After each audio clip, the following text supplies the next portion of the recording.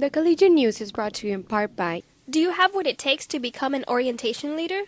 What are you waiting for? Apply today. Visit orientation.utb.edu for an application packet. The deadline to apply is Friday, February the 3rd. UT Brownsville offers 19 online programs, 7 masters, 9 bachelors, and 3 graduate certificates. For more information, visit us at utb.edu/online. University Inn and Suites.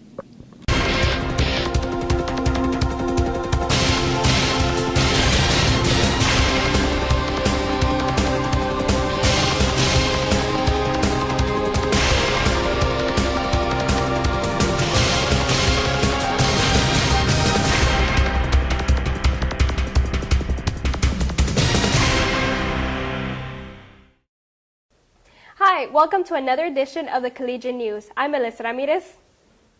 And I'm Marlene Rodriguez. We hope you enjoyed your first week of school and the Martin Luther King holiday.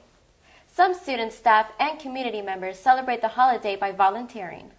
Yes, more than 500 people volunteered in 21 different community projects across Brownsville. Here's Marlene Rodriguez with the story. While most people spent Martin Luther King Jr. Day relaxing before school started, hundreds of UT Brownsville students and community service members spent the day in service to others. Heather Olague, Scorpion Scholars Coordinator, helped organize the event.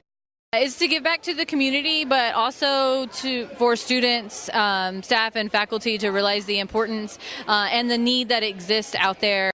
Volunteers gathered for breakfast at Dean Porter Park and then split into groups for the 21 different volunteer projects. Eva Garcia, a senior environmental science major and volunteer coordinator for the Institute, was among the volunteers. I'm actually here with the UTB Sustainability Council, but I'm also a volunteer coordinator for Rio Bravo Wildlife Institute, so I'm kind of like hand in hand, both for the university and for Rio Bravo. Senior history major Ardiana Anzaldua and other volunteers helped out at the rec center. We are chalking up the sidewalk all the way going into the rec for the volleyball team. We're advertising their meet and greet Friday at 5 at Garza Gym, and just kind of supporting the volleyball team since they won the national championship. Wow, those volunteers sure were passionate about helping the community. Yes, they were. What a great way to celebrate a great holiday. Also in the news, the Brownsville City Commission has approved a resolution seeking $26 million from the Texas Water Development Board to improve and construct sewer services as part of the FM 511-802 Colonia project. Collegian News reporter Samantha Ruiz has the details straight from City Hall. This new resolution replaces an existing one to meet the Texas Water Development Board's rules and regulations. David Abrego, a senior coordinator for the Water and Wastewater Engineering Department of the Brownsville Public Utilities Board, told the Commission that a previous resolution they had approved asked for only $20 million. At the time that we came back to turn in the application in late November, the funding of the actual total project is in the amount of about $26 million.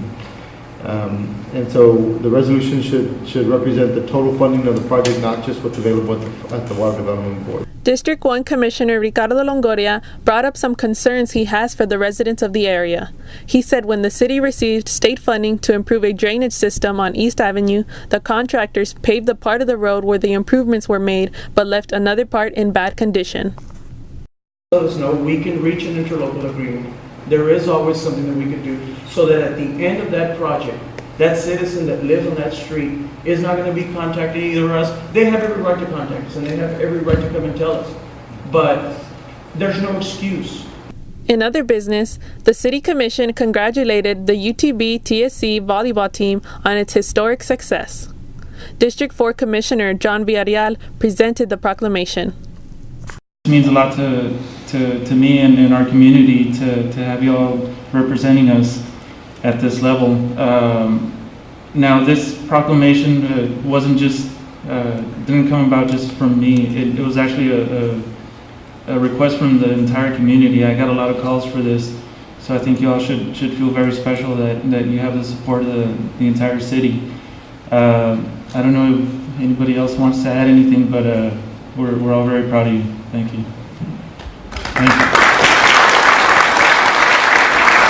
Accepting the award were head volleyball coach Todd Lowry, assistant coach Roberta Santos, and volleyball players Jennifer Kowalski, Michelle Marquez, Vanya Joksic, Jennifer Calcaño, Erica Chimek, and Ana Guerra.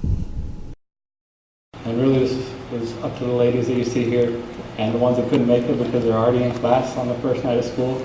So it really goes off to them, and couldn't be more proud of this group of young ladies. Thank you. Thank you, Coach. For the Collegian News, I'm Samantha Reese. We move on to brief interviews with students. The following were some students' answers to the question, what's your beef? I believe that students have to be more involved, so therefore perhaps the student union can have more activities for students, such as community activities. Sometimes this parking is really limited, but when they have events, they close the whole major parking lot, so now that's a big issue. So my concern is just do not close the parking spaces, because it's a big issue now. More students are joining in. We're about thousands and we need parking. You should be able to get your textbooks on like maybe an iPad and so forth. That way, because a lot of kids can't afford books or they don't get enough funding.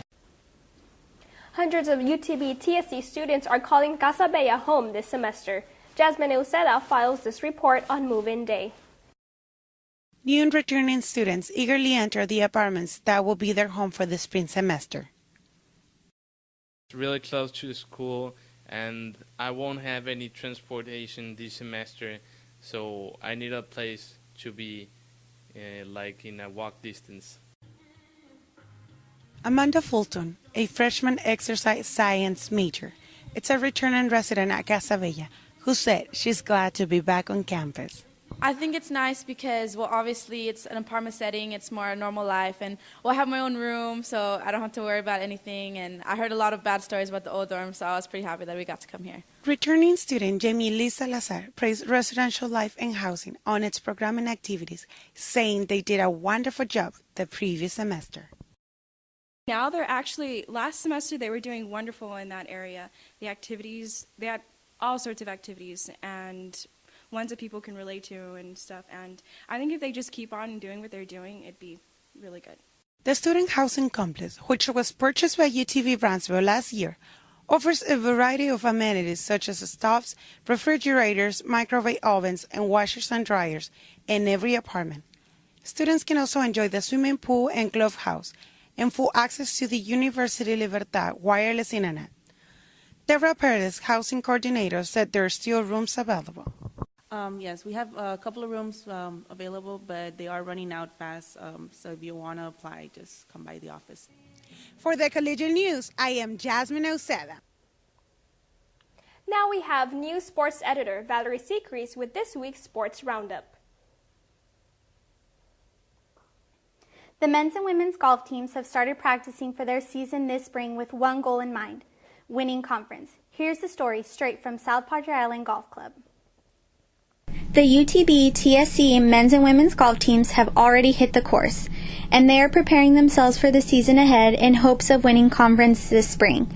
Anthony Lopez, head coach of the men's and women's golf teams, said the main thing he would like to see his teams accomplish this spring is to win conference. It's never been done. The men's side, there is one team in our conference who has won the last 8 years in a row. They're probably the favorites again this year, and they're talented. They have a good squad, but I think a lot of it comes down to determination. On the men's side, senior golfer Adam Haley said his main goal this semester is to work towards conference. To get my confidence level back up and hopefully get back into winning and help this team out a lot more than I have been. Senior golfer and women's captain Crystal Garza said she is expecting her team to attend all practices and work hard towards nationals and conference.